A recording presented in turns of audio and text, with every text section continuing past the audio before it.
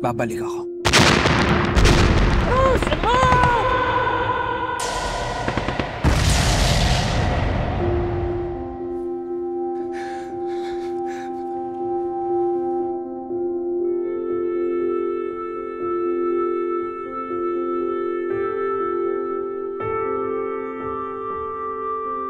Magpapaalam lang po sana ako. Wala na rin po kasing point na magstay ako dito. Wala na po akong inaantay na bumalik. Sa tingin ko, dito ka na lang muna.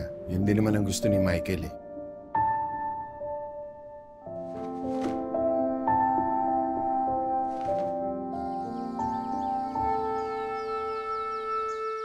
Salamat. Ang cute naman pala talaga ni Michael nung baby pa siya. Nagmana siguro siya sa nanay niya.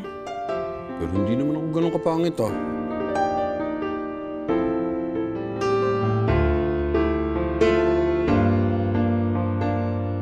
Hello?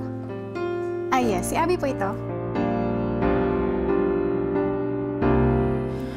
Narinig mo ba ako?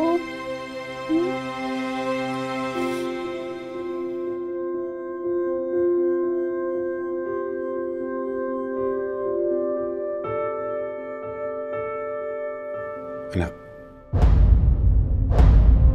Anak, kung gusto mo lang tumigil sa trabaho, dito ka na lang sa bahay. Tulungan mo na lang ang tatay. Alam mo, mahal sa pinanggalingan ko. May isang babae.